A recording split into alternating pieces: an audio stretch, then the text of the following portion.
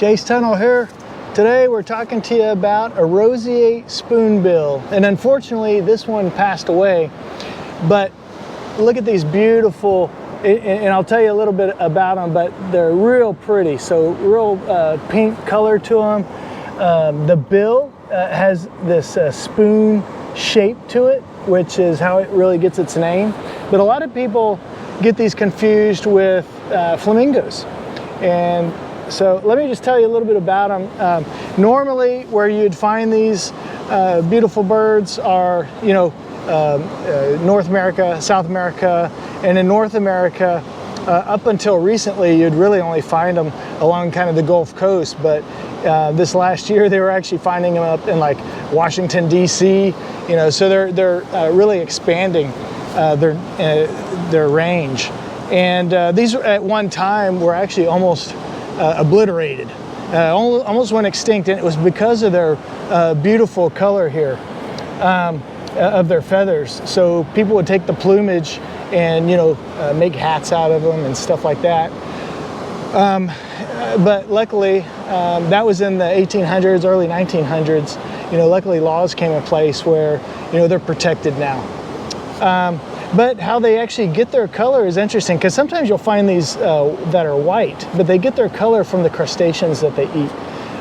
They can also feed on, you know, they've been known to eat frogs and fish, really small fish, stuff like that. But mainly they walk, they move their head back and forth in shallow water, and they sift out little crustaceans, and then that's how they get their beautiful color. Man, it's unfortunate that this one passed away, and I don't know that the pictures here are kind of really doing it justice, but it's real pretty. Since it's dead, I put these gloves on, but maybe what I'll do is I'll pick this up. Let me take one glove off, pick this up, and hopefully you'll be able to see this better. But you see these real dark pink, and on the inside, you know, that's why they're so prized at one time. Now you look at the legs, they actually have pink on the legs, and then a close-up of their bill here. Notice there's no kind of teeth or anything like that you would notice. And how these fly, they kind of with their neck out and you know, fly like this. And so they're a little bit different than if you saw a flamingo is much larger.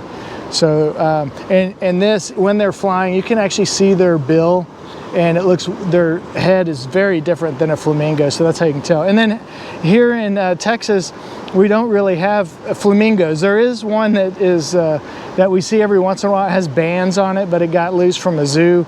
But mainly what you're normally seeing are these Roseate Spoonbills. Okay, so that's it for the beachcombing for today.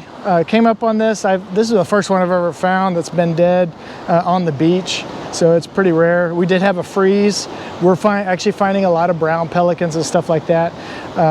So this is just something interesting I thought that y'all might want to know about. Okay, till next time, we'll talk to you later. Bye.